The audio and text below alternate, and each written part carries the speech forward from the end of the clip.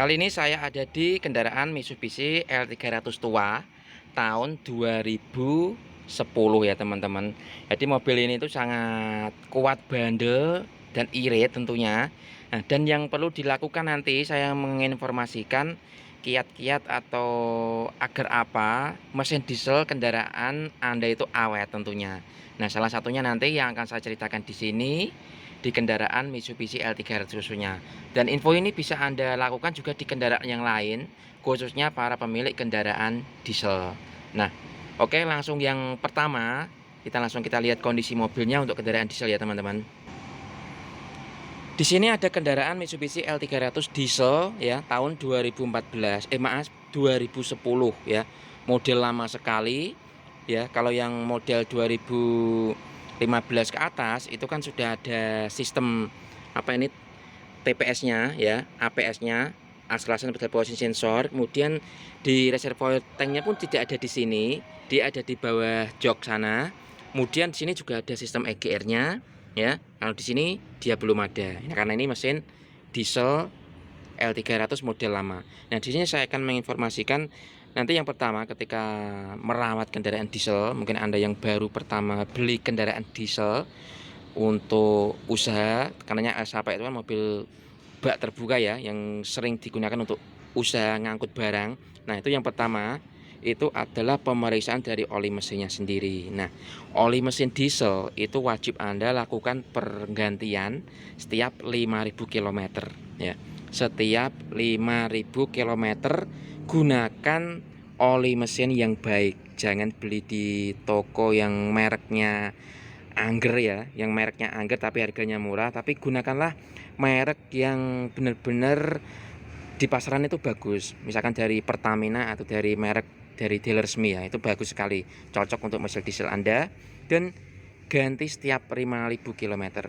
Karena apa? Sering saya berbincang dengan para pemilik kendaraan, khususnya mesin diesel ya, itu karena dia driver atau sopir itu sering ganti oli mesinnya itu setiap berapa bulan sekali pertama, atau setiap berapa PP gitu. Misalkan dia dari kota Semarang ke Jakarta, dia 3 PP saya ganti mas. Kemudian ada yang setiap 2 bulan sekali saya ganti mas. Nah, seharusnya dari penggantian seperti itu patokannya adalah kilometer ya teman-teman. Karena apa? Mungkin dari jarak Semarang dari Jakarta bisa 3 kali PP itu bisa lebih dari 5.000 kilo, bisa kurang dari 5.000 kilo. Kalau kurang dari 5.000 kilo mungkin dia lebih baik karena olinya cepat sekali diganti. Kemudian yang kedua itu dari tadi bulannya, tiap 2 bulan atau 3 bulan saya ganti mas. Nah, dari driver seperti itu tidak bisa dipertanggungjawabkan. Karena apa? Karena memang kualitas oli itu dihitungnya dari kilometer ya teman-teman, bukan dari apa ini bulan ataupun dari apa ini tadi jarak PP berapa gitu. Nah, karena dalam waktu 2 bulan atau 3 bulan karena mobilnya itu sering jalan, bisa jadi kilometer di mobil ini tuh sampai 5.000 lebih, bisa sampai 7.000 atau 10.000 baru ganti.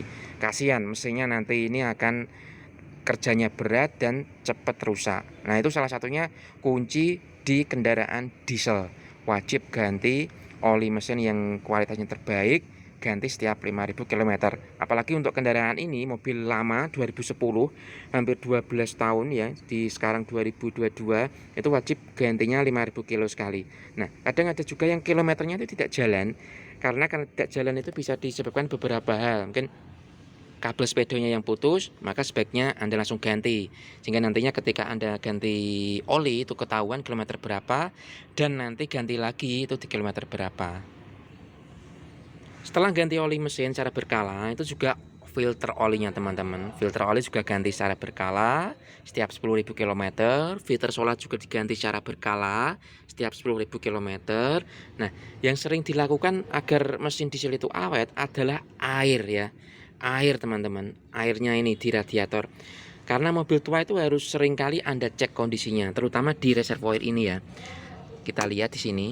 Nah, kalau reservoir ini itu kosong ya, kosong itu menandakan bahwa ada kebocoran atau rembesan di radiator atau di selangnya atau di sistem yang lainnya ya, jalur-jalurnya terutama. Karena apa? Seharusnya untuk reservoir ini itu harus selalu terisi di bagian main atau upper. Minimal tengah-tengah itu harus ada isinya ya. Kondisi dingin seperti ini. Jika kondisi dingin ini kok sampai habis ya, kita coba cek di sininya. Nah, ini kita cek apakah memang kondisinya itu berkurang atau tidak ya teman-teman, seperti ini. Tapi ngeceknya harus kondisi dingin ya, jangan sampai kondisi panas karena nanti bisa muncrat ini karena ada tekanannya.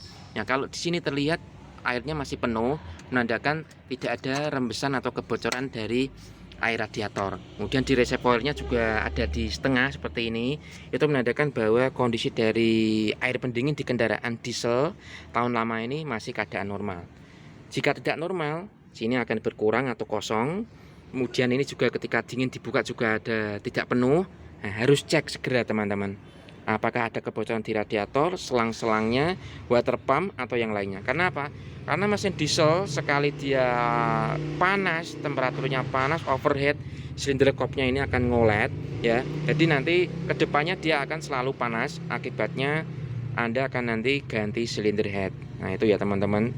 Yang kedua dari oli, kemudian air. Dan yang ketiga ini yang terakhir. Yang ketiga yang terakhir ya teman-teman, yang paling penting dan paling utama terutama di kendaraan sampai lama 12 tahun, yaitu penggantian timing belt secara berkala. Karena apa? Mungkin dari pemilik kendaraan L300 itu tidak mengetahui bahwa mesinnya ini, mesin diesel dia menggunakan penggerak timing belt. Karena banyak sekali di pemilik kendaraan itu timing beltnya putus, pedot, ambrol, mesinnya ini rocker armnya pada patah, akhirnya keluar biaya banyak. Nah, ketika Anda ganti timing belt ini, itu sebaiknya Anda beri stiker atau beli tulisan di mana, entah itu di cover steering, cover timing belt seperti ini ya teman-teman, ditulisi ya, ditulisi tanggal penggantiannya, tanggal ganti kilometernya itu berapa, kemudian untuk kilometer berapa lagi dia harus diganti. Entah bisa ditempelin di sini ya, kemudian bisa ditempelin di pintu atau di kaca depan, sehingga nantinya Anda ketika waktunya ganti dia akan, kamu atau pemilik atau sopir akan tahu bahwa mobil ini tuh sudah waktunya mau ganti timing belt. Karena jika Anda terus-teruskan tidak dilakukan ganti timing belt, maka timing belt Anda itu akan rusak, putus, dan menyebabkan biaya perbaikannya itu lebih mahal ya. Karena apa?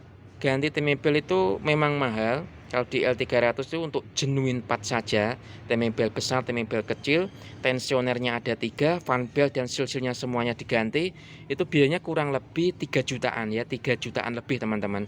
Bisa di dealer resmi 3 jutaan dengan kondisi spare part yang original semua. Jadi meskipun Anda ini mobil tua ya, gunakan genuine part, terutama hal yang vital seperti timing belt ini. Nah, ketika sudah diganti dengan genuine part, 100.000 lagi dia akan ganti, dan biasanya dalam waktu mencapai 100.000 itu kurang lebih antara 3-4 tahun. Jadi dengan biaya kurang lebih 3 jutaan bisa Anda lakukan selama kurang lebih bertahan 3-4 tahun, baru dilakukan penggantian timing belt lagi. Memang di depan itu agak mahal, tapi bisa jangka panjangnya itu memang bagus untuk kendaraan diesel Anda. Jadi untuk para yang mau beli kendaraan L300 diesel untuk usaha ataupun untuk keperluan yang lain, informasinya seperti itu. Jadi yang pertama yang dirawat agar tetap awet adalah oli mesin, filter oli, filter solarnya ganti setiap 5.000. Yang kedua dari air radiatornya ya, dicek agar tidak terjadi rembesan, kebocoran. Kemudian yang ketiga adalah dari timing belt itu sendiri. Mungkin teman-teman ada info atau ada rekomendasi yang perlu dicek untuk mesin diesel yang utama ketika mempunyai mobil yang berbahan bakar atau bermesin diesel. Semoga bermanfaat. Jangan lupa untuk subscribe.